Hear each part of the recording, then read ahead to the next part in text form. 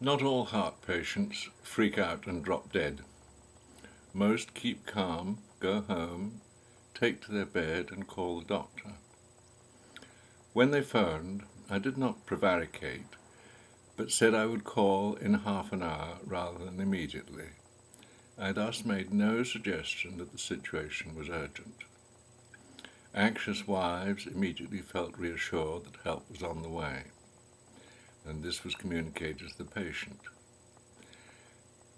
I then quickly finished whatever I was doing and went immediately. The sense of relief at my arrival, sooner than expected, was additionally reassuring. In effect, a massive dose of the drug called Doctor was administered before the patient was ever seen. The severity of the attack can generally be assessed on entering the bedroom. Typically, the patient is male, about 50 years old, and weary from trying to do 48 hours work in 24 hours, and having done so for some time. The history and physical examination were kept brief. Only questions requiring monosyllabic answers were asked. For example, is the pain made worse if you cough? The effect of each no was to reassure and sedate the patient with the drug called Doctor. Invariably at this early stage, the pulse and blood pressure were normal. The patient was advised that it would be better to treat the pain with a small injection rather than tablets. A 2 milliliter syringe with a small needle were used to reinforce the idea of smallness. At this point, it's necessary to digress briefly. In 1967, when I was studying heroin addiction, I wondered why addicts preferred heroin to morphine. Prior to injection, heroin has to be dissolved in water that is often obtained from lavatories. Morphine came in sterile ampoules ready for injection. The addicts could not explain this beyond saying that heroin was a better drug. To clarify the matter, I experimentally self-administered single therapeutic doses of heroin and morphine intravenously with an interval of about a fortnight between them.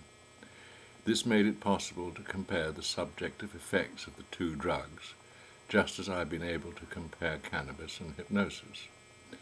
To my amazement, I found that the effect of morphine during the first 30 seconds or so was completely different from heroin.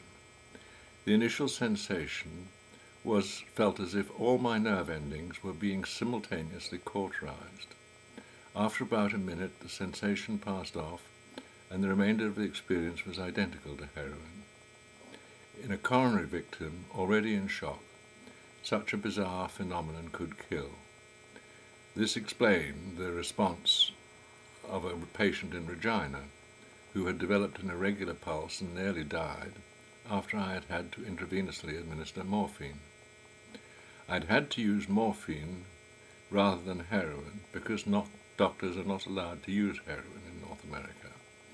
By allowing unqualified lawyers to meddle in medicine, North American physicians were unwittingly compromising the chances of survival of all their heart patients. This interesting experiment also cast light on another side effect of opiates. During the experiment, I found that nausea and vomiting were caused by any attempt to fight intoxication, for example, making a cup of coffee. These symptoms were immediately relieved by abandoning the project and relaxing into the drug. This suggested that nausea and vomiting are not true side effects of opiates. Rather, they are more akin to motion sickness, where people subconsciously fight against the motion of their transport instead of allowing themselves to be transported. The nausea of opiates results from people fighting its effects instead of relaxing into them.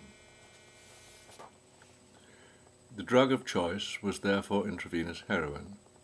This was presented as 10 milligrams of crystals in an ampoule which have to be dissolved in 2 milliliters of sterile water. Before administering the injection, I told the patient that it would not only relieve the pain, but also create a feeling of well-being. The importance of relaxing into the sensation and enjoying it was stressed. There is a tendency to fight the injection by those of a fundamentalist disposition for whom such experiences produce feelings of guilt. Likewise, those for whom a sense of well-being is strange and therefore paradoxically frightening. Nausea and vomiting, an unnecessary strain on the heart, were therefore avoided. Only 5 milligrams or less was required, but the full 10 milligrams was always drawn into the syringe. A later aside drew the patient's attention to the fact that only half the injection was needed, thus further assisting to keep the severity of the attack in perspective. Another supplementary dose of the drug called Doctor. Only after the injection was the patient told more precisely the cause of the symptoms. He was informed that although he had had a heart attack, no harm had been done because treatment was started early. There was therefore no need to be admitted to hospital. He was told that he would have to take it easy for a week and rest in bed. Any tendency for the patient's imagination to run riot was thus minimized. Patients were naturally amazed at the speed with which the pain disappeared. Clinically, the impression was gained that the progress of the pathological process had been aborted. This confirmed the theory that in the early stages the symptoms were caused by a spasm of a coronary artery rather than an occlusion or a blockage. It is unlikely that blood tests or an ECG would have confirmed the diagnosis because the disease had hardly lasted long enough to produce any changes. Patients quickly recovered and were keen to get back to work in only 3 or 4 days. I generally insisted on a week and a little lecture on the importance of pacing themselves better. 3 months was the conventional time for recovery from a heart attack. This discovery, like my findings about cannabis, was beyond the comprehension of consultants. Not once has it been possible to discuss any of these findings with another doctor, let alone a specialist. That's all for now. Bye.